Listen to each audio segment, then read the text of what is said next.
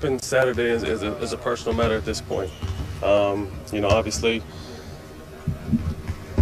being around this league long enough, I know that, my first concern always is my kids and their health, happiness, and safety. But outside of that, I'm here to focus on basketball. We're going to let the process take place and just focus on playing right now. Was there a confrontation? Did you go over to the house, 95 miles away drive? Like right now, we need to focus on basketball. All the real details will come out at some point, but at this time, we're focusing on basketball. What's your relationship with Fisher? We were friends. We were good friends at one point. Are you good friends now? We were good friends at one point. So that was Matt Barnes responding for the first time since the news came out about an altercation between Barnes and Knicks coach Derek Fisher. He didn't stop there, telling our Ramona Shelburne, "I can't believe people think I was some maniac driving 95 miles and listening to Tupac to go beat somebody up. No, I leave 15 minutes away and I was going over to check on my kids because they seemed uncomfortable. That was my main reason for going over there." Skip, I loved how both of you dealt with this issue yesterday, but with this new information, does this change your opinion on this subject? Molly, it slightly modifies my position to think that Derek Fisher looks even a little worse than he did from what I knew a day ago. And obviously, as I said yesterday, I don't want to get into tabloid details here. Some of this is he said, that he said, that he said. Fine. But we got to see Matt Barnes on camera, and obviously he was speaking from his heart about his kids. And I can only now repeat even more strongly what I said yesterday. Derek Fisher obviously is no longer a player. He's 2 years removed from being a longtime player in this league. But he has to continue to remind himself he is now a face of New York's NBA franchise, a once storied franchise, the New York Knicks. And he has to realize that he now has a newfound, much greater responsibility to his franchise and to the league in general, that he has to be careful and wary of and concerned about not being in the wrong place at the wrong time. Maybe as a player, he could be slightly more risky, but in this case, he is the authority figure of a struggling basketball team. And he doesn't want to lose any of that authority or respect in his own locker room by just simply being someplace that wasn't the best idea for the head coach of the Knicks to be in. So, again, as I said yesterday, he left training camp on a day off to fly coast to coast to Los Angeles, saying, "I need to go see my kids." Now Matt Barnes' kids have come into play, and we know the rest of the story. I don't want to dwell on it. But Derek Fisher couldn't even get back in time for the next day of New York Knicks training camp. Whether he had a travel snafu or what happened, I don't know. But he was even a day late coming back. Wrong, wrong, wrong.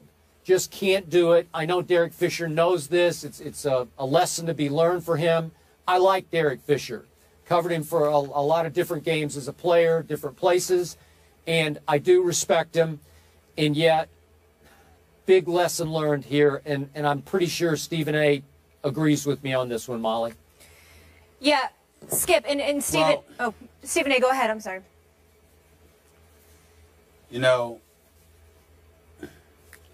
I alluded to it yesterday, Skip, because I didn't want to touch this.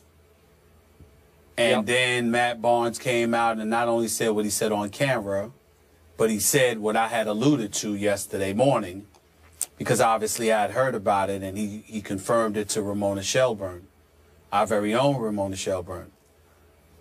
His kid called him. His kid was upset. Remember I said yesterday that it involves kids.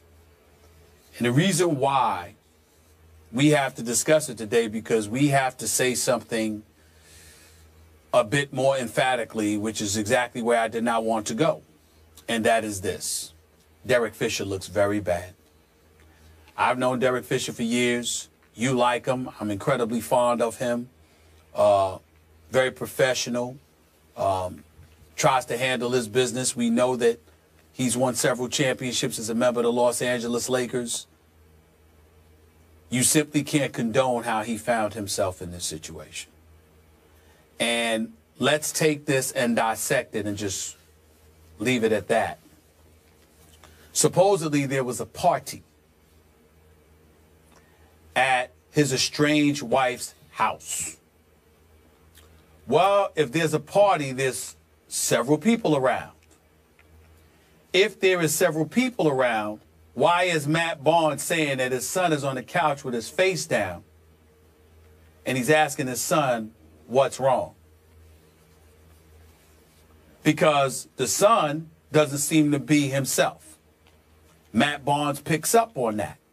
If it's just people around, why would that bother the child? Evidently, the child saw something that he wasn't comfortable seeing, whatever that is. And my point is that if you are Derek Fisher, how do you find yourself in that situation? Especially when Matt Barnes emphasizes thereafter, we were friends.